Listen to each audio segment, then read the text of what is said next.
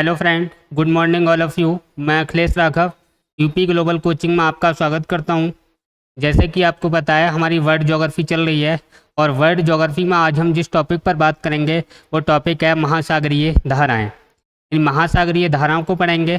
और एक ज़रूरी सूचना आपके लिए, जो पुलिस की भर्ती हैं वो आने वाली हैं और इसमें हम जो सोच रहे थे कि एज में छूट मिलेगी, ऐसा अभी कोई प्रावधान नहीं है। ये जो भर्तियां हैं ये आपकी जुलाई के लास्ट तक इसके फॉर्म आ जाएंगे। हो सकता है 15 जुलाई से भी फॉर्म आ जाएं। आप अपनी तैयारी को कंटिन्यू रखें, अच्छे से पढ़ें, ये मौका आपके हाथ से निकलने ना पाए, इस बात का आप ध्यान रखें। चलिए आइए देखते हैं, अपने टॉपिक की ओर चलते हैं। इस टॉपिक में जो हमें कवर करना है वो आज महासागरीय धाराएं करनी है। और इनसे पहले हमें महासागरों के बारे में थोड़ा समझना है कि क्या क्या क्वेश्चन पूछे गए हैं, कहाँ कहाँ से आज तक क्वेश्चन आए हुए हैं। उन क्वेश्चनों को हमें कवर करना है। आइए देखते हैं। सबसे पहले अगर हम बात करें इसमें, तो महासागरों को अगर हम देखें तो यहाँ से जो क्वेश्चन पूछे गए हैं वो क्वेश्चन ऐसे पूछे गए हैं कि सबसे बड़ा महासागर कौन सा है, सबसे छोटा महासागर कौन सा है, लवणता कौन से महासागर की ज़्यादा है, या महासागर कितने हैं, सबसे ठंडा महासागर कौन सा है। ऐसे क्वेश्चन आए हुए हैं।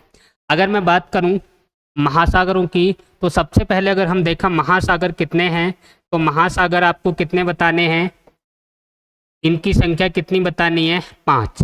जबकि एनसीईआरटी में 4 दे रखे हैं। और जो अंटार्कटिक महासागर है उसको अंटार्कटिका महाद्वीप के अंतर्गत शामिल कर लिया गया है। जो 5 हैं हम 5 को ही पढ़ते हैं। एनसीईआरटी में कितने दे रखे हैं, 4 दे रखे हैं। आइए देखते हैं 5 कौन कौन से हैं। सबसे पहले अगर हम बात करें तो आपने सुना होगा सबसे बड़ा महासागर कौन सा है, प्रशांत महासागर। कौन सा है, प्रशांत महासागर। इसके अलावा अगर हम दूसरा सबसे बड़ा महासागर देखें तो आंसर क्या होगा, अटलांटिक महासागर। अटलांटिक महासागर। अगर हम तीसरा सबसे बड़ा महासागर देखें तो तीसरा महासागर कौन सा होगा, हिंद महासागर। हिंद महासागर। अगर हम बात करें चौथा सबसे बड़ा महासागर कौन सा है, तो 4th नंबर पे जो आता है वो अंटार्कटिका महासागर। कौन सा होता है, या अंटार्कटिक महासागर। अंटार्कटिक महासागर। और 5वीं की अगर हम बात करें तो 5वां कौन सा है, आर्कटिक महासागर। कौन सा है, आर्कटिक महासागर। अब इसमें क्या क्या क्वेश्चन पूछे गए हैं उन क्वेश्चनों को मैं कवर कर रहा हूँ। आप लोग ध्यान देना, ध्यान से सुनना कौन कौन से क्वेश्चन अब तक इसमें पूछे जा चुके हैं। सबसे पहला क्वेश्चन पूछा गया सबसे बड़ा महासागर, तो सबसे बड़ा महासागर कौन सा हो जाएगा, प्रशांत महासागर।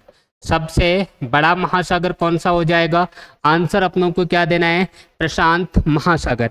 अगर हमसे पूछा जाए सबसे छोटा महासागर कौन सा होगा, तो सबसे छोटा महासागर कौन सा हो जाएगा, आर्कटिक महासागर।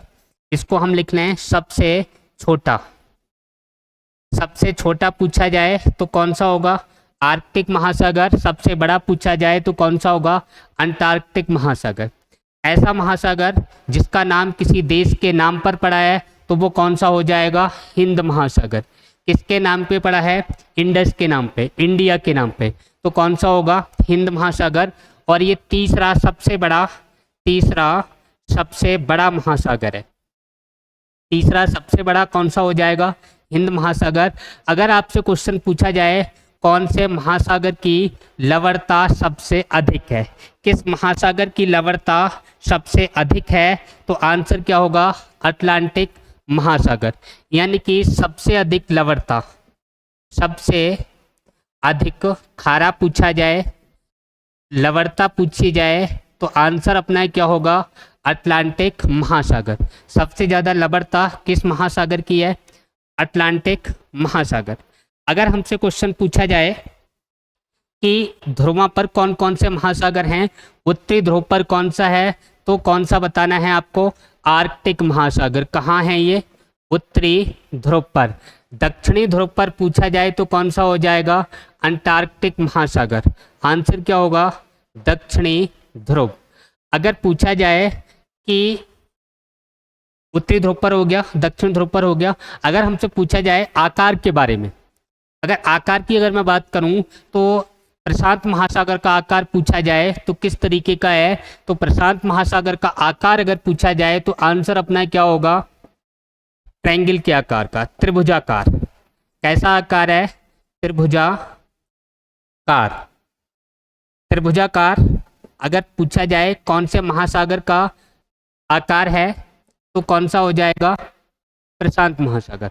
अगर पूछा जाए अटलांटिक महासागर का आकार कैसा है तो आंसर हम क्या देंगे, एस आकार का। कैसा है, एस आकार का। अभी मैं मैप दिखा दूंगा आपको, एस आकार का। हिंद महासागर का आकार पूछा जाए तो इसका आकार कैसा हो जाएगा, तो इसका आकार आपको बताना है एम या फिर डब्लू के आकार का, यानी कि एम आकार का या फिर डब्लू के आकार का कौन सा महासागर होगा, हिंद महासागर। इसके अलावा और जो क्वेश्चन पूछे गए हैं उन क्वेश्चनों को अगर हम देखें तो इनके महाद्वीपों को लेके पूछे गए हैं, यानी कि विश्व का सबसे बड़ा महाद्वीप अगर पूछा जाए तो विश्व का सबसे बड़ा महाद्वीप कौन सा है, एशिया। कौन सा महाद्वीप है, एशिया। इसके अलावा अगर आपसे पूछा जाए विश्व का सबसे बड़ा द्वीप, विश्व का सबसे बड़ा द्वीप, तो आंसर क्या होगा, विश्व का सबसे बड़ा द्वीप देखें तो आंसर क्या होता है, ग्रीनलैंड। कौन सा, ग्रीनलैंड। इसमें ध्यान रखना है विश्व का सबसे बड़ा द्वीप, विश्व का सबसे बड़ा द्वीप, आंसर क्या होगा, ग्रीनलैंड। अच्छा, ये जो ग्रीनलैंड है वो किस महासागर में है, तो आंसर क्या बताओगे, अटलांटिक महासागर में। कौन से महासागर में है ग्रीनलैंड, अटलांटिक महासागर में। दूसरा क्वेश्चन अगर आपसे पूछा जाए अटलांटिक महासागर का सबसे बड़ा द्वीप, तब भी आंसर क्या होगा, ग्रीनलैंड। विश्व का सबसे बड़ा द्वीप पूछा जाए फिर भी आंसर क्या होगा, ग्रीनलैंड। अगर हमसे पूछा जाए प्रशांत महासागर का सबसे बड़ा द्वीप, प्रशांत महासागर का सबसे बड़ा द्वीप, तो प्रशांत महासागर का सबसे बड़ा द्वीप कौन सा होगा, तो आंसर क्या बताना है, प्रशांत महासागर का सबसे बड़ा द्वीप। तो इस स्थिति में आंसर आप क्या बताओगे, पापुआ न्यू गिनी। कौन सा होगा, पापुआ न्यू गिनी। प्रशांत महासागर का सबसे बड़ा द्वीप, तो आंसर क्या होगा, पापुआ न्यू गिनी। अटलांटिक महासागर का सबसे बड़ा द्वीप पूछा जाए तो ग्रीनलैंड, जो कि विश्व का सबसे बड़ा द्वीप है। हिंद महासागर का सबसे बड़ा द्वीप पूछा जाए तो हिंद महासागर का सबसे बड़ा द्वीप कौन सा है, मेडागास्कर। कौन सा, मेडागास्कर। ध्यान रखना है इसको, इंपॉर्टेंट क्वेश्चन है। अगला क्वेश्चन सुनिए आप। अगला क्वेश्चन ये पूछा गया है, विश्व का सबसे गहरा बिंदु या विश्व की सबसे गहरी गर्त। तो विश्व की सबसे गहरी गर्त कौन सी है, मारियाना ट्रेंच, जो कहाँ पड़ती है, फिलीपींस के अंदर। आइए देखते हैं विश्व की सबसे गहरी गर्त कौन सी है, मारियाना ट्रेंच। कौन सी है, मारियाना ट्रेंच। ये विश्व की सबसे गहरी गर्त है, विश्व की सबसे गहरी गर्त। और ये विश्व की जो सबसे गहरी गर्त है ये किस महासागर में है, तो अपना आंसर क्या होने वाला है, प्रशांत महासागर। विश्व की सबसे गहरी गर्त कौन सी है, मारियाना ट्रेंच, जो फिलीपींस में पड़ेगी। और कौन से महासागर में होगी, तो आंसर क्या होगा, प्रशांत महासागर। अगर हमसे पूछा जाए अटलांटिक महासागर की सबसे गहरी गर्त, अगर इसकी मारियाना ट्रेंच की गहराई पूछी जाए तो इसकी 11,000 किलोमीटर है। कितनी है, लगभग 11,000। आपको कहीं 11,022 मिल जाएगा, कहीं 11,033 मिल जाएगा। तो मैं यहाँ पे आपको 11,000 किलोमीटर लिख दे रहा हूँ। कितना लिख दे रहा हूँ, 11,022 लिख लो, चाहे अपना 33 लिख लो। तो 11,022 किलोमीटर लिख दिया है, कुछ जगह 11,033 किलोमीटर लिखा हुआ है। इतना इसको ध्यान रखना है, 11,022 किलोमीटर या कुछ किताबों में 11,033 किलोमीटर। तो इतना आपको ध्यान रखना है। हालांकि गहराई कितनी है ये नहीं पूछी जाएगी। सबसे गहरी गर्त पूछी गई है तो कौन सी है, मारियाना ट्रेंच। कहाँ मिलेगी, फिलीपींस के अंदर। कौन से महासागर में है, प्रशांत महासागर में। अगर मैं अटलांटिक महासागर की बात करूं तो आकार इसका हो गया ऐसा आकार का है। अगर इसकी सबसे गहरी गर्त पूछी जाए, अटलांटिक महासागर की सबसे गहरी गर्त, तो प्यूर्टोरिको गर्त। कौन सी है सबसे गहरी गर्त, प्यूर्टोरिको गर्त। कौन सी है, प्यूर्टोरिको गर्त। अगर आपसे पूछा जाए हिंद महासागर की सबसे गहरी गर्त, तो कौन सी हो जाएगी, सुंडा गर्त। कौन सी गर्त हो जाएगी, सुंडा गर्त। ये जो महत्वपूर्ण क्वेश्चन थे वो मैंने आपको बता दिए। एक लास्ट क्वेश्चन और सुनिए, यहाँ से जो पूछा गया है क्वेश्चन है, भारत का हिमाद्री अनुसंधान केंद्र कहाँ स्थित है। भारत का हिमाद्री अनुसंधान केंद्र कहाँ स्थित है, तो अपना आंसर क्या होगा, आर्कटिक। कहाँ, आर्कटिक में। तो भारत का हिमाद्री अनुसंधान केंद्र कहाँ है, तो क्या बताएंगे, आर्कटिक महासागर में या आर्कटिक ध्रुव पर। इसके अलावा और जो क्वेश्चन पूछे गए हैं उन क्वेश्चनों पर थोड़ी मैं चर्चा कर लेता हूँ। और जो क्वेश्चन है हमारा, हम जिस टॉपिक की बात कर रहे थे उस टॉपिक पे देखते हैं प्रशांत महासागर के संबंध में क्या क्या और बातें पूछी गई हैं। अगर मैं सबसे पहले बात करूं महाद्वीपीय विस्थापन का सिद्धांत, महाद्वीपीय विस्थापन का सिद्धांत क्वेश्चन पूछा हुआ है, इंपॉर्टेंट है। विस्थापन का सिद्धांत, इसको थोड़ा ध्यान रखना। तो किसने दिया ये, आंसर क्या होगा अपना, महाद्वीपीय विस्थापन का जो सिद्धांत है ये अल्फ्रेड वेगनर ने दिया, अल्फ्रेड वेगनर। अब इसने कौन सी बात बताई थी, उस बात को थोड़ा हम समझते हैं। इन्होंने, भाई साहब ने जो बताया वो यह बताया कि ये जो पृथ्वी है किसी ज़माने में पूरा एक हिस्सा हुआ करता था और इसका नाम जो था वो पैंजिया महाद्वीप था। क्या नाम था, पैंजिया महाद्वीप। यानी किसी ज़माने में बहुत लाखों करोड़ों वर्ष पहले जो पृथ्वी था, आज जो 7 महाद्वीप में 7 नहीं हुआ करते थे, केवल एक ही महाद्वीप हुआ करता था और जिसका नाम क्या था, पैंजिया महाद्वीप। अब हुआ क्या, जो पैंजिया महाद्वीप है इसके चारों ओर अथाह जल राशि थी, इसके चारों ओर जो अथाह जल राशि थी इसे क्या नाम दिया गया, इसे कहा गया पैथालासा सागर। क्या कहा गया इसे, पैथालासा सागर। अब देखो इन्होंने ये कहा कि जो महाद्वीपीय विस्थापन सिद्धांत जो अल्फ्रेड वेगनर साहब दे रहे हैं कि जो संपूर्ण पृथ्वी है वो एक द्वीप हुआ करता था जिसका नाम पैंजिया था, इसके चारों ओर अथाह जो जल राशि थी इसे इन्होंने नाम दिया पैथालासा सागर। अब हुआ क्या, कालांतर में ये जो पैंजिया महाद्वीप था इसके 2 टुकड़े हो गए, पैंजिया महाद्वीप के 2 टुकड़े हो गए और 2 टुकड़े होने के बाद इनके बीच की जो जल राशि थी इसको एक नया नाम दिया गया और ये जो इनके बीच की जो जल राशि है इसे कहा गया तैथिस सागर। इसे क्या कहा गया, तैथिस सागर। क्या कहा गया, तैथिस सागर। अब इसके जो 2 हिस्से हुए, ऊपर वाले हिस्से को क्या कहा गया, अंगारा लैंड। इसे क्या कहा गया, अंगारा लैंड। नीचे वाले हिस्से को क्या कहा गया, गोंडवाना लैंड। क्या कहा गया, गोंडवाना लैंड। अब देखो यहाँ से क्वेश्चन जो पूछे गए हैं आगे कालांतर में क्या होगा कि इसके भी 2 हिस्से हो जाएंगे। ये आज की डेट में देखें तो 7 महाद्वीप हैं, इसके 7 टुकड़े हो चुके हैं। अगर आपसे पूछा जाए ऑस्ट्रेलिया किसका भाग है, गोंडवाना लैंड का। अगर आपसे पूछा जाए अफ्रीका किसका भाग है, गोंडवाना लैंड का। अगर आपसे पूछा जाए दक्षिणी अमेरिका किसका भाग है, गोंडवाना लैंड का। अगर हमसे पूछा जाए उत्तरी अमेरिका किसका भाग है, अंगारा लैंड का। अगर आपसे पूछा जाए यूरोप और एशिया किसका भाग है, अंगारा लैंड के। अगर हमसे पूछा जाए भारत का जो प्रायद्वीपीय भारत है वो किसका भाग है, तब भी आंसर क्या होता है, अंगारा लैंड। अंगारा लैंड का जो भाग है, इसको ध्यान रखना, पूछा हुआ क्वेश्चन है कि क्या अंगारा लैंड का जो भाग है इसे भारत के अंदर देखें तो प्रायद्वीपीय भारत, प्रायद्वीपीय भारत किसका भाग है, गोंडवाना लैंड का। इसके अलावा और हम धाराओं की उत्पत्ति के संबंध में देखें, धाराएं चलती कैसे हैं, धाराएं बनती कैसे हैं, क्या क्या इन धाराओं के चलने के संबंध में जो कॉन्सेप्ट दिए गए हैं उन कॉन्सेप्ट को थोड़ा हम क्लियर करते हैं। सबसे पहले मैं बात करूं महासागरीय धारा कहते किसे हैं। महासागरीय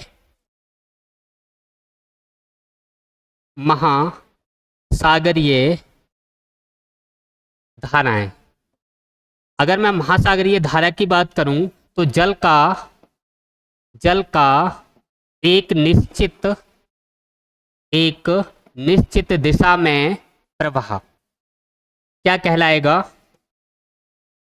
महासागरीय धारा, जल का एक निश्चित दिशा में जो प्रवाह होता है क्या कहलाता है, महासागरीय धारा है।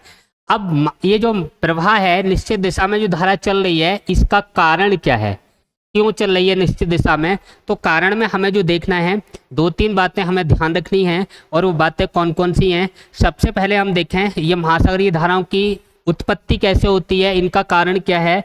तो उत्पत्ति के संबंध में 2-3 बातें हमें ध्यान रखनी है। पहली बात, कोरियोलिस बल यानी पृथ्वी के घूर्णन के कारण पृथ्वी पर जो बल लगता है वो महासागरीय धाराओं की उत्पत्ति के लिए एक कारण है। कौन सा है, कोरियोलिस बल। अब कोरियोलिस बल जो लगता है ये आपने देखा होगा, मैंने जब पढ़ाया था हवाओं को उस समय बताया था कि उत्तरी गोलार्ध और दक्षिणी गोलार्ध। उत्तरी गोलार्ध में ये जो दिशा है हवाओं की वो किधर होती है, दाईं तरफ मुड़ती है। इसका मतलब उत्तरी गोलार्ध में धाराएं भी किस ओर चलेंगी, दाईं ओर। उत्तरी गोलार्ध में धाराओं की जो दिशा होगी, धाराओं की दिशा वो कौन सी होगी, दक्षिण के लिए। अगर मैं दक्षिणी गोलार्ध में देखूं तो ये धाराएं किस ओर मुड़ेंगी, बाईं ओर, और यहाँ पे दाईं ओर लिख लो, किस ओर मुड़ेंगी, दाईं ओर। यानी धाराओं की दिशा उत्तरी गोलार्ध में कैसे होगी, उत्तरी गोलार्ध में बाईं ओर चलेंगी और दक्षिणी गोलार्ध में किस तरह मुड़ेंगी, दाईं ओर मुड़ेंगी। जैसे अगर इधर से कोई धारा आ रही है उत्तरी गोलार्ध में, अगर इधर से कोई धारा आ रही है तो ये किस तरफ मुड़ेगी, इसको ध्यान रखना है, ये ऐसे मुड़ेंगी। और अगर इधर उत्तरी गोलार्ध में जो धाराएं चल रही हैं वो कैसे मुड़ेंगी, बाईं ओर मुड़ेंगी। यानी इधर हम देखें तो ऐसे बाईं ओर, और इधर को हम जा रहे हैं तो इधर जो जाएगी वो कैसी हो जाएगी, दाईं ओर। ये धाराओं की दिशा होगी।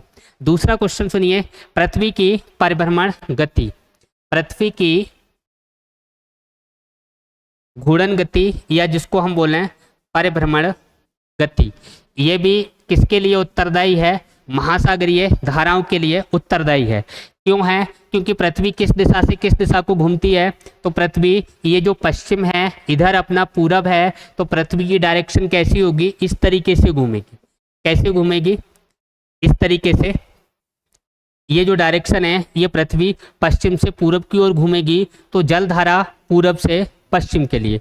यानी पृथ्वी की अगर हम बात करें तो पृथ्वी किस दिशा से किस दिशा को घूमती है, पश्चिम से जाएगी पूरब के लिए। पश्चिम से किधर को जाएगी, पूरब के लिए। तो जो धारा है जल धारा, तो जल धारा की बात करें, ये जल धारा किस दिशा में घूमेगी, पूरब से पश्चिम की ओर चलेगी। किधर चलेगी, पूरब से पश्चिम की ओर। इसके अलावा और एक कारण आपको ध्यान रखना है, स्थायी पवनें। कौन सी पवनें, स्थायी पवनें।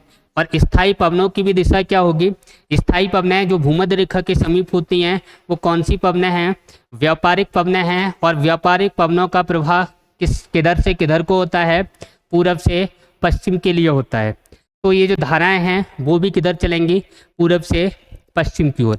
इसके अलावा चौथा पॉइंट अगर मैं देखूं तो और क्या हो सकता है, लवणता। क्या होगा, लवणता।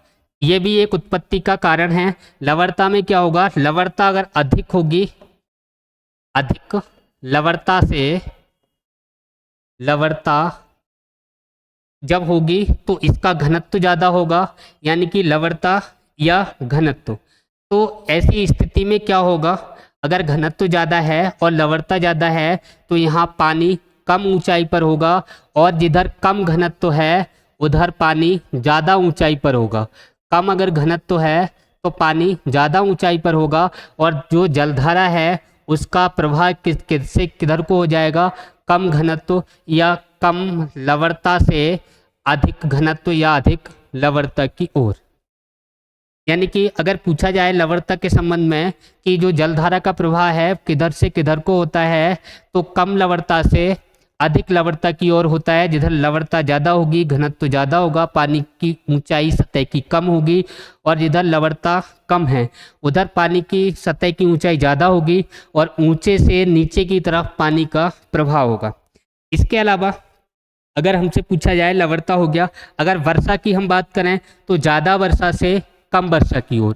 अगर हम तापमान की बात करें तो तापमान पर क्या प्रभाव पड़ेगा, तो तापमान में हमें ध्यान रखना है कि जहाँ टेम्परेचर ज़्यादा होगा वहाँ वाष्पोत्सर्जन ज़्यादा होगा, और वाष्पोत्सर्जन ज़्यादा होगा तो लवणता बढ़ेगी, और लवणता बढ़ेगी तो जहाँ वाष्पोत्सर्जन ज़्यादा हो रहा है, जहाँ गर्मी ज़्यादा है, जहाँ टेम्परेचर ज़्यादा है, कम ताप से ज़्यादा तापमान की ओर जलधारा चलेगी। ये तो हो गई जलधाराओं के संबंध में बात। अब अगर हम बात करें कौन कौन सी जलधारा कहाँ कहाँ चलती हैं, तो उनको हमें देखना है। इससे पहले आप एक क्वेश्चन याद आ रहा है उसको नोट कर लीजिए। एशिया का सबसे बड़ा द्वीप पूछा जाए, तो एशिया का सबसे बड़ा द्वीप पूछा हुआ क्वेश्चन है, इसको थोड़ा ध्यान रखना। आंसर क्या होगा, बोर्निया। क्या आंसर होगा, बोर्निया। एशिया का सबसे बड़ा द्वीप पूछा जाए तो आंसर क्या देना है, बोर्निया। और ये कहाँ है, प्रशांत महासागर में है। कहाँ है, प्रशांत महासागर के अंदर है। इसके अलावा और जो क्वेश्चन बनते हैं जलधाराओं को देख लेते हैं। जलधाराओं में अगर हम बात करें तो सबसे पहले जो जलधाराएं हमें देखनी है वो कौन से महासागर की देखें, बताइए। प्रशांत महासागर की देखते हैं। सबसे पहले जलधाराएं देखें प्रशांत महासागर की। देखो, देखिए इसमें जो जलधाराएं हैं वो दो तरीके की हैं, गर्म और ठंडी। क्वेश्चन क्या पूछा जाता है, या तो क्वेश्चन ये पूछा जाएगा कि निम्न में कौन सी गर्म जलधारा है, निम्न में कौन सी ठंडी जलधारा है। दूसरा क्वेश्चन क्या होता है, दूसरा क्वेश्चन ये होता है कि जलधारा का नाम दे दिया और ये पूछ लिया ये कौन से तट पर चलती है, कौन से देश में चलती है, इसका नाम क्या है। तो जलधाराओं के संबंध में एक सिंपल सा कॉन्सेप्ट है कि जलधाराएं अगर भूमध्य रेखा की ओर आएंगी, इसको थोड़ा ध्यान रखना, ये अपनी क्या है, भूमध्य रेखा। भूमध्य रेखा या विषुव रेखा। अगर जलधारा भूमध्य रेखा की ओर आती है तो जलधारा कैसी होगी, ठंडी। कैसी धारा होगी, ठंडी। अगर जलधारा भूमध्य रेखा से दूर जाती है तो कैसी गर्म धारा हो जाएगी, कैसी धारा हो जाएगी, गर्म। एक तो कॉन्सेप्ट ये ध्यान रखना है, कौन सी धारा होगी, गर्म। दूसरा कॉन्सेप्ट ये ध्यान रखना है, अगर कोई महाद्वीप है, अगर कोई महाद्वीप है और महाद्वीप के दो तट होते हैं, एक पूर्वी तट और दूसरा पश्चिमी तट। याद करने का तरीका बता रहा हूँ, इसको ध्यान रखना, आप दिमाग में रखना, बड़े आसानी से आपको क्लियर हो जाएगा। अगर मैं बात करूँ ये पूर्वी तट और पश्चिमी तट, तो यहाँ पे निश्चित धाराएं चलती हैं। अगर किसी भी महाद्वीप का किसी भी हिस्से का अगर ये पूर्वी तट है तो पूर्वी तट पर कैसी धारा चलेगी, गर्म। अगर मैं बात करूं पश्चिमी तट है तो पश्चिमी तट पे कैसी धारा चलेगी, ठंडी धारा। ध्यान रखना है ये कॉन्सेप्ट। पहला कॉन्सेप्ट क्या है कि जो जलधाराएं हैं ये जलधाराएं भूमध्य रेखा की ओर अगर आती हैं तो ठंडी होगी, इससे दूर जाती हैं तो गर्म होंगी। दूसरा कॉन्सेप्ट क्या है अपना, दूसरा कॉन्सेप्ट ये है कि ये किसी भी स्थलखंड के अगर पूर्वी हिस्से पर चलती हैं तो जो जलधारा है वो कैसी होगी, गर्म होगी, और पश्चिमी हिस्से पर चलती है तो जलधारा कैसी होगी, ठंडी जलधारा होगी। आइए देखते हैं, इसको समझते हैं। अगर मैं बात करूं प्रशांत महासागर की, तो प्रशांत महासागर में देखिए आप, इसमें देखते हैं सबसे पहले मैं दो तरह की यहाँ धाराएं ले रहा हूँ, गर्म और ठंडी। तो जो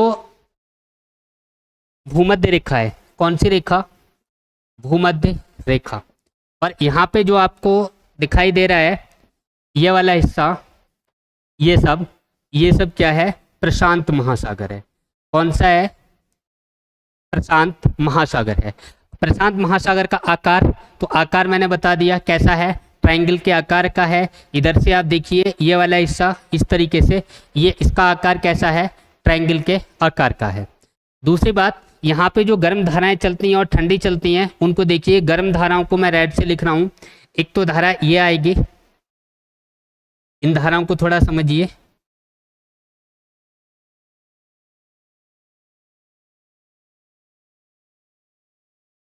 ये जो जलधाराएं हैं, ये ऊपर वाला हिस्सा है, इसे नॉर्थ इक्वेटर करंट बोला जाएगा, उत्तरी विषुवतीय धारा बोला जाएगा। क्या बोला जाएगा? उत्तरी विषुवतीय, उत्तरी विषुवतीय धारा। और नीचे वाली को क्या बोला जाएगा? दक्षिणी विषुवतीय धारा। दक्षिणी विषुवतीय, दक्षिणी विषुवतीय धारा ये हो गई और उत्तरी विषुवतीय धारा ये हो गई। अब ये पछुआ पवनों को प्रभाव हो गया इसका इधर चलने का कारण।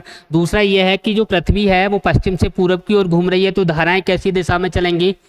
धाराएं चलेंगी पूरब से पश्चिम की ओर। अगर हम यहाँ पे देखें इनको, तो ये धाराएं जैसे ही यहाँ आएंगी तो यहाँ से जब ऊपर ये जाती हैं तो इस तरीके से ये मुड़ जाएंगी। और ये उत्तरी गोलार्ध है। उत्तरी गोलार्ध में कोरियोलिस बल क्या कहता है कि धाराएं किस ओर मुड़ेंगी? दाईं ओर। दाईं ओर हमने मोड़ दिया और जैसे ये जापान के तट पे जाके पहुँचेंगी, यहाँ से ये दो भागों में बट जाएगी। जापान के तट पे ये दो भागों में बट जाएगी और जापान के तट पे ये दो भागों में बटी। इसमें जो अंदर वाली धारा है, जापान के तट के जो भीतर से होकर अंदर से होकर जाती है, ये धारा कौन सी है? सुसीमा धारा है। कौन सी? सुसीमा, सुसीमा जलधारा। सुसीमा जलधारा। इसके बाहर से होकर जो जाती है इसका नाम क्या है? एक तो जापान के तट से अंदर की ओर चली गई, कौन सी जलधारा हो गई? सुसीमा जलधारा हो गई। इससे जो बाहर की ओर गई वो कौन सी है? क्यूरोसियो जलधारा। कौन सी है? क्यूरोसियो, क्यूरोसियो जलधारा। अब ये क्यूरोसियो जो जलधारा है इसी को काली जलधारा कहा जाता है। काली जलधारा कहा जाता है।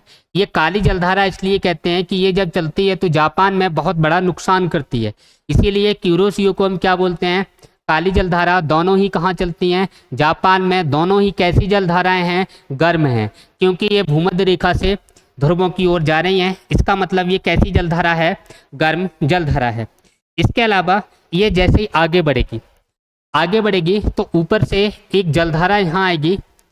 ये जैसे ही आगे जाएंगी, इनके बारे में ध्यान रखना है। और ये सीधी कहाँ से पहुँचेंगी? अलास्का के अंदर। इधर से एक जलधारा आएगी, उसको मैं दूसरे कलर से ले रहा हूँ। इधर से ये जलधारा आई और एक जलधारा इधर से आएगी। अब इनके नाम क्या होंगे? ये ऊपर से आ रही हैं तो इसका मतलब ये कैसी जलधारा हैं? ठंडी जलधाराएं हैं। कैसी जलधारा हैं? ठंडी जलधारा हैं। और ये जो जलधारा आई ओखोटस्क सागर से आती है, इसके लिए इसको क्या बोलते हैं? ओखोटस्क, ओखोटस्क जलधारा। ओखोटस्क जलधारा। ये जो आई ये कौन सी जलधारा है? इसको हम क्या बोलेंगे? तो ये जो जलधारा आ रही है इसको हम क्या बोलेंगे? क्यूराइल जलधारा। इसको क्या बोलेंगे? क्यूराइल जलधारा। क्यूराइल जलधारा। फिर आप देखिए इधर से जो जलधारा आई ये कौन सी है? ओखोटस्क सागर से आएगी, तो ओखोटस्क जलधारा कैसी हो गई? ध्रुवों से आ रही है, ठंडी हो गई। इसकी बात करें ये कौन सी है? क्यूराइल जलधारा। दोनों में डिफरेंस ध्यान रखना है। क्यूरोसियो अलग है, गर्म जलधारा है। क्यूराइल जो जलधारा आ रही है ये कैसी जलधारा है? ठंडी जलधारा है। इसी को क्यूराइल जलधारा को एक और नाम है जिसको कहते हैं ओयोसियो जलधारा। ओयोसियो जलधारा। ओयोसियो जलधारा कौन सी है? तो इसको ध्यान रखना है। इसको क्यूराइल जलधारा को ही ओयोसियो जलधारा कहते हैं। इसके अलावा ये जैसे ही गर्म जलधारा हमारी कहाँ पहुंची? अलास्का में पहुंची। तो अलास्का के अंदर ध्यान रखना अलास्का में ठंडी जलधारा नहीं है। ये जलधारा ये जैसे ही अलास्का में पहुंचेगी तो ये किस नाम से जानी जाएगी? अलास्का जलधारा। किस नाम से जानी जाएगी? अलास्का जलधारा। अब देखो ये जो पानी यहाँ इकट्ठा हुआ ये पानी कहीं जाके दूसरी जगह निकलेगा। यानी कि डाउन विलिंग हुआ तो अप विलिंग होगा, और अप विलिंग का मतलब ये जलधारा आगे जाके निकलेगा पानी और यहाँ से ये निकलेगा। तो यहाँ ये जो जलधारा आई ये विषुव रेखा की ओर है, भूमध्य रेखा की ओर है, तो ये किस नाम से जानी जाएगी? इस जलधारा को हम क्या कहेंगे? कैलिफोर्निया की धारा। क्या कहेंगे? कैलिफोर्निया की धारा। तो कैलिफोर्निया की धारा पूछी जाए, कैसी धारा हो जाएगी? ठंडी धारा।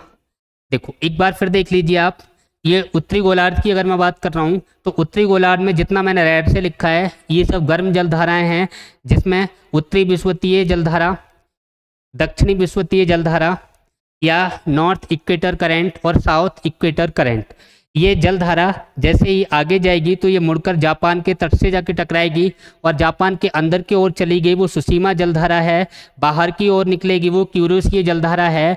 ओखोटस्क सागर से एक जलधारा आएगी जिसे ओखोटस्क जलधारा कहेंगे, ये ठंडी है। और इधर क्यूराइल से जो धारा आएगी उसे क्यूराइल जलधारा कहेंगे या ओयोसियो जलधारा।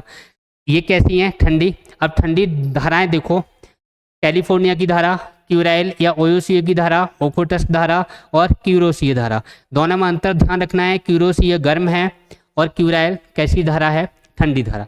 अब आइए आते हैं दक्षिण की ओर, और दक्षिण में अगर हम देखें तो यहाँ पे जो गर्म जल धारा है ये यहाँ पे दक्षिण ध्रुव में आ रही है, ये नीचे की ओर मुड़ जाती है और नीचे की ओर मुड़ेगी तो इसका नाम क्या हो जाएगा? पूर्वी ऑस्ट्रेलियाई धारा। क्या नाम होगा इसका? ये ऑस्ट्रेलिया के पूर्वी तट पर चल रही है तो पूर्वी ऑस्ट्रेलियाई जलधारा। ये पानी इधर नीचे नीचे निकलेगा और इधर जाके निकलेगा, और इधर जाके निकलेगा तो ये पानी ऊपर के लिए आएगा और ऊपर को आएगा तो ये कैसी जलधारा हो जाएगी? ठंडी जलधारा। मैंने आपको बताया था कि जो पूर्वी तट पे आएगी वो गर्म जलधारा होगी और पश्चिमी तट पे आएगी वो ठंडी जलधारा होगी। तो ये दक्षिण अमेरिका का पश्चिमी तट है और इस पे जो जलधारा आ रही है ये कैसी है? ठंडी जलधारा है, जिसको मैंने ब्लैक से लिखा है। इसका नाम क्या है? इसे हम जानते हैं हम्बोल्ट की जलधारा, हम्बोल्ट या फिर पेरू। अगर पेरू की जलधारा पूछी जाए या पेरू धारा पूछी जाए या हम्बोल्ट की पूछी जाए तो ये कहाँ आएगी? दक्षिण अमेरिका के पश्चिमी तट पे आती हैं। और ये हम्बोल्ट इसका नाम इसलिए दे दिया क्योंकि आधुनिक भूगोल के जो जनक हैं वो अलेक्जेंडर वॉन हम्बोल्ट हैं। उन्हीं के नाम पर इस पेरू जलधारा को क्या बोल दिया? हम्बोल्ट की धारा बोल दिया। इसके अलावा और क्वेश्चन यहाँ से बनते हैं, वो क्वेश्चन आप सुन लीजिए। वो क्वेश्चन है ला नीनो और अल नीनो, इसका प्रभाव देखिए, यही बता दे रहा हूँ।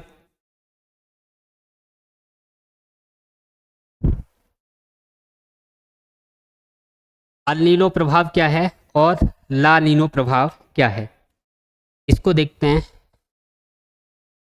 अल नीनो और ला नीनो, ये ला नीनो प्रभाव और अल नीनो प्रभाव, इसका प्रभाव सीधा सीधा भारत में पड़ता है।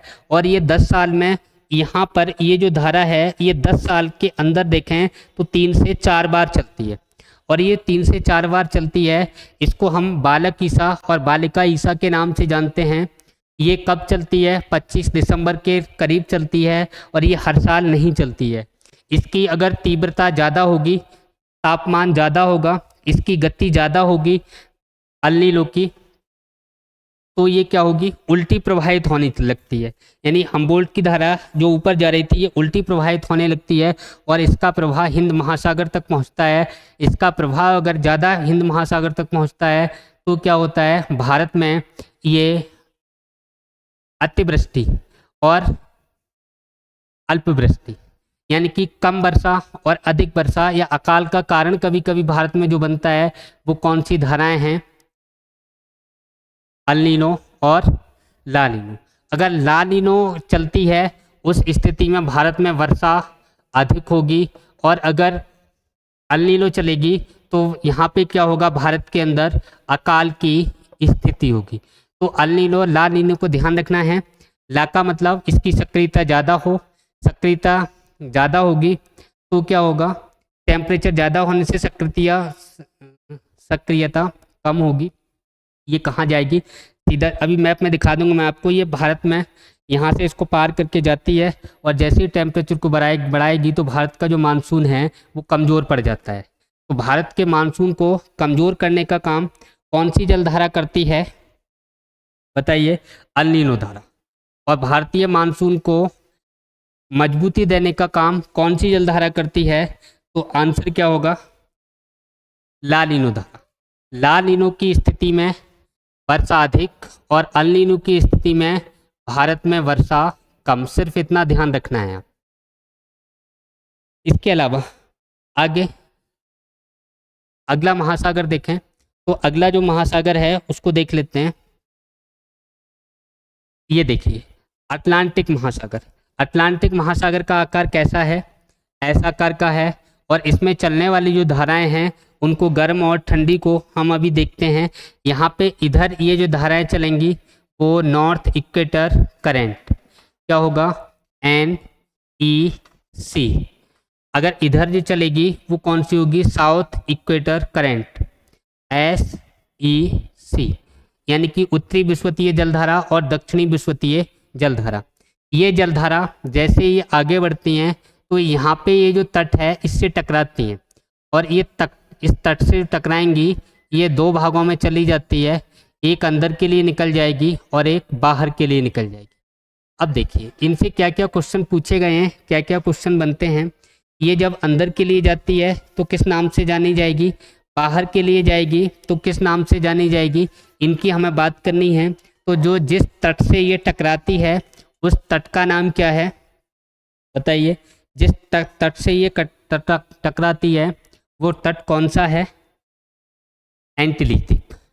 यानी एंटिली द्वीप के तट से टकराएगी और एंटिली से जब ये टकराती है तो इधर की जो धारा है एंटिली जलधारा के नाम से जानी जाती है। एंटिलीज जलधारा। ये जो अंदर के लिए चली गई, ये जो अंदर गई, ये कहाँ पे गई? तो ये कैरेबियाई सागर में जाएगी। तो ये कौन सी जलधारा हो जाएगी? कैरेबियाई जलधारा। कौन सी? कैरेबियाई जलधारा। कौन सी जलधारा हो जाएगी? कैरेबियाई जलधारा।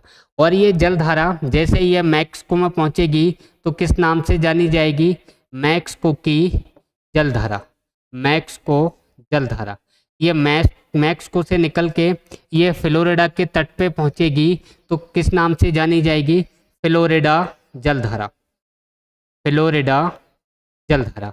अब देखो ये जैसे ये आगे की ओर बढ़ेंगी, जब आगे की ओर बढ़ेंगी तो ऊपर से इनमें दो धाराएं आके मिलेंगी। उन धाराओं को हम देखते हैं। एक धारा ये इधर से निकल के आई, ये यहाँ पे मिलेगी और ये कौन सी जलधारा है? लैब्राडोर जलधारा। अब लैब्राडोर जलधारा है, ये कैसी जलधारा होगी? ठंडी होगी, क्योंकि ये ध्रुवों से भूमध्य रेखा की ओर आ रही है। अगर लैब्राडोर जलधारा वेरी इंपॉर्टेंट है, यहाँ से एक और क्वेश्चन पूछा गया है। टाइटैनिक हादसा के लिए कौन सी जलधारा उत्तरदायी थी? यानी कि किस जलधारा के कारण टाइटैनिक हादसा हुआ था? तो टाइटैनिक जो हादसा हुआ था वो कौन सी जलधारा के कारण हुआ था? लैब्राडोर जलधारा के कारण।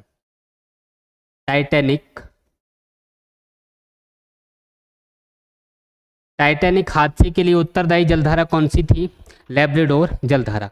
अब देखो जब ये गर्म और ठंडी जलधारा मिलेंगी तो यहाँ पे फिशेज बैंक का निर्माण करेंगी, यानी मछली पालन केंद्र का निर्माण करेंगी। होगा क्या? जब गर्म और ठंडी जलधाराएं मिलेंगी तो यहाँ सबसे पहले जो जंतु प्लवक हैं यानी कि पादप प्लवक हैं वो होंगे, उन्हें खाने के लिए जंतु प्लवक आएंगे। जंतुओं को खाने के लिए छोटी मछलियाँ आएंगी और छोटी मछलियों को खाने के लिए बड़ी मछलियाँ आती हैं। तो आपसे बैंक पूछी जाए तो ग्रैंड बैंक जिसको कहा जाता है वो भी कहाँ है? जहाँ ये गर्म और ठंडी जलधाराएं मिलती हैं। यहाँ से एक और जलधारा आती है, ये भी ठंडी है और इसे किस नाम से जानते हैं? पूर्वी ग्रीनलैंड धारा। पूर्वी ग्रीनलैंड धारा। पूर्वी ग्रीनलैंड जलधारा पूछी जाए तो ये भी कैसी जलधारा है, ठंडी जलधारा है। अब देखो ये जो जलधारा है ये यहाँ आके 3 भागों में बट जाती है, और ये 3 भाग कौन कौन से हैं इनको थोड़ा आप ध्यान रखना। ये जो 3 भाग हैं ये हो जाएगी इरमिंगर जलधारा, इरमिंगर जलधारा। इसके अलावा इरमिंगर के अलावा हम दूसरी देखें तो ये हो जाएगी कौन सी, नॉर्वे के जो ऊपर से जाएगी नॉर्वे जलधारा। कौन सी जलधारा हो जाएगी, नॉर्वे जलधारा। 3 भागों में बटेगी नॉर्वे जलधारा, और इधर के लिए जो आएगी ये कौन सी हो जाएगी, इसको हम देखें तो ये रैनल जलधारा। कौन सी, रैनल जलधारा। इसके अलावा यहाँ से जो पानी आया वो कहीं जाके तो ऊपर उठेगा, और जहाँ जाके ये ऊपर उठा वहाँ एक दूसरी धारा चलेगी इस तरीके से, और ये जो जलधारा चलेगी इसे हम किस नाम से जानेंगे, कनारी जलधारा। कौन सी जलधारा है ये, कनारी जलधारा। कनारी जलधारा कैसी हो जाएगी, ठंडी जलधारा हो जाएगी। इसके अलावा अगर हम नीचे आते हैं तो नीचे यहाँ पे जो जलधारा चलती है इस तट से जैसी टकराएगी नीचे के लिए जाएगी तो ये ब्राज़ील के समीप से जाएगी, तो इसे किस नाम से जानेंगे, ब्राज़ील जलधारा के नाम से जानते हैं, ब्राज़ील जलधारा।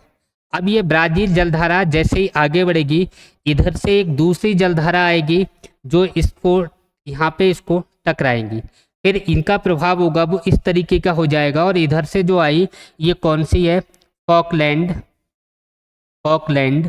जलधारा, फॉकलैंड जलधारा। एक बार फिर देखिए यहाँ कौन सी जलधारा आ गई, फॉकलैंड। कैसी है, ठंडी। ये जो ब्राज़ील जलधारा है ये कैसी है, गर्म जलधारा है। अब देखो ये जैसे ही पानी इधर जाएगा और यहाँ आके ये फिर से ऊपर उठेगा, और फिर से उठेगा तो यहाँ एक जलधारा चलेगी, और ये जलधारा कैसी होगी, ठंडी जलधारा होगी। अफ्रीका के पश्चिमी तट पर, पश्चिमी तट पे आए तो ठंडी जलधारा, पूर्वी तट पे आए तो गर्म जलधारा। तो अफ्रीका के पश्चिमी तट पे जो जलधारा चलेगी ये कौन सी जलधारा है, बेंगुला जलधारा। कौन सी, बेंगुला जलधारा। बात क्लियर हो गई होगी। एक बार आप फिर देख लीजिए, इसमें जो इम्पोर्टेंट है वो एक तो फ्लोरिडा है, दूसरी इम्पोर्टेंट है कनारी जलधारा है, तीसरी जो इम्पोर्टेंट है वेंगुला जलधारा है, और चौथी जो इम्पोर्टेंट है वो कौन सी है, फॉकलैंड जलधारा है। इसमें जो मैंने ग्रीन में लिखा है ये सब ठंडी जलधाराएं हैं, और जो रेड में लिखा है वो कैसी जलधाराएं हैं, गर्म जलधाराएं हैं। तो इनका कॉन्सेप्ट आप समझिए, आसानी से याद हो जाएगा, ज़्यादा घबराने की, परेशान होने की कोई ज़रूरत है नहीं। एक बार फिर देखिए, अगर मैं गर्म जलधाराओं की बात करूं तो एंटलीज यानी कि सबसे पहले north equator current, south equator current यानी उत्तरी विषुवतीय जलधारा, दक्षिणी विषुवतीय गर्म जलधारा। इसके बाद कैरेबियाई जलधारा गर्म है, एंटलीज गर्म है, मैक्सिको जलधारा गर्म है, फ्लोरिडा गर्म है। और ये जो आगे को चली दोनों जब इकट्ठी हो गई, ये एंटलीज और कैरेबियाई सागर में जो गई फ्लोरिडा के तट पर, तो ये जो जाएंगी तो इधर से ठंडी धारा जब आई, जब ये मिलेंगी आपस में तो इनकी गति सबसे ज़्यादा तीव्र हो जाएगी, और ये आगे को किस नाम से जानी जाएगी, ये जो जलधारा है ये गल्फ स्ट्रीम के नाम से जानी जाएगी। इसको थोड़ा नोट करना, ये किस नाम से जानी जाएगी, गल्फ स्ट्रीम, गल्फ स्ट्रीम। यहाँ से क्या क्वेश्चन पूछे गए हैं वो क्वेश्चन सुनिए आप। अगर मैं गल्फ स्ट्रीम की बात करूं, गल्फ स्ट्रीम पहला क्वेश्चन, यानी कि सबसे तीव्र गति से चलने वाली धारा, सबसे तीव्र गति से चलने वाली धारा कौन सी है, गल्फ स्ट्रीम धारा, पहला क्वेश्चन। दूसरा क्वेश्चन, यूरोप का गर्म कंबल किसे कहा जाता है, तो गल्फ स्ट्रीम जलधारा को यूरोप का गर्म कंबल कहा जाता है। यूरोप का गर्म कंबल किसे कहा जाता है, गल्फ स्ट्रीम को। क्यों कहा जाता है, क्योंकि ये जो यूरोप है ये कहाँ स्थित है, ये उच्च अक्षांशों पे स्थित है जहाँ का टेम्परेचर बहुत कम होता है, और ये जो जलधारा है ये इसे पूरे यूरोप का टेम्परेचर बढ़ा देती है, तापमान बढ़ा देती है, इसीलिए इसको हम क्या कहते हैं, यूरोप का गर्म कंबल कहते हैं।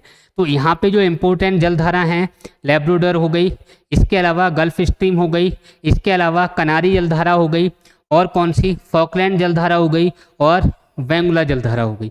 ये आपको क्लियर हो गया होगा। आगे देखते हैं, एक और अपना महासागर बचता है, कौन सा महासागर है उसको देख लें।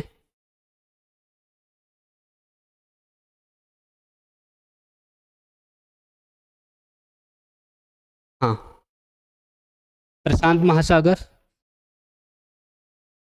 देखिए फटाफट, देखो एक बचा अपना हिंद महासागर। अब हिंद महासागर की कौन कौन सी गर्म और ठंडी जलधाराएं हैं इनको अभी देख लेते हैं।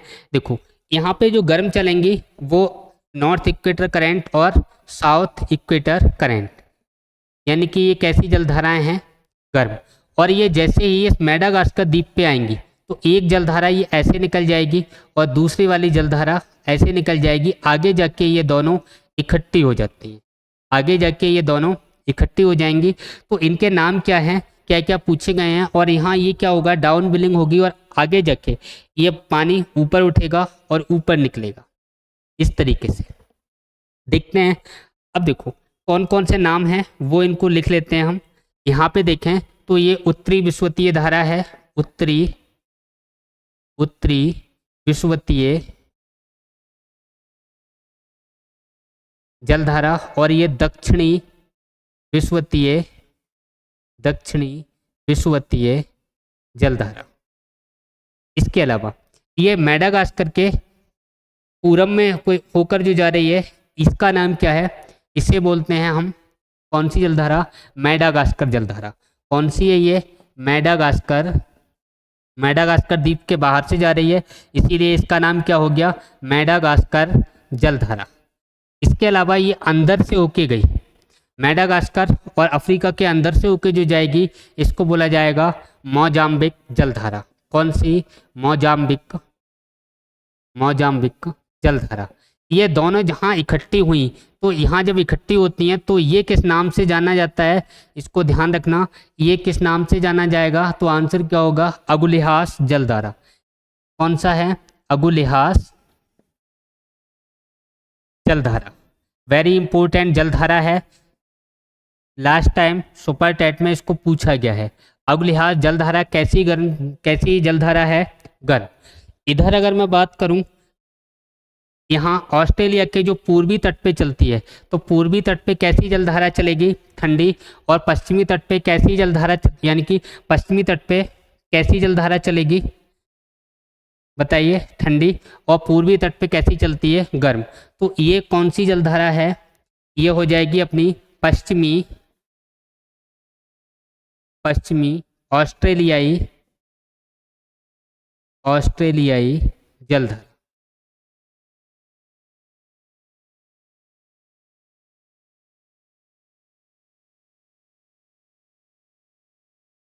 देखिए पश्चिमी ऑस्ट्रेलियाई जलधारा।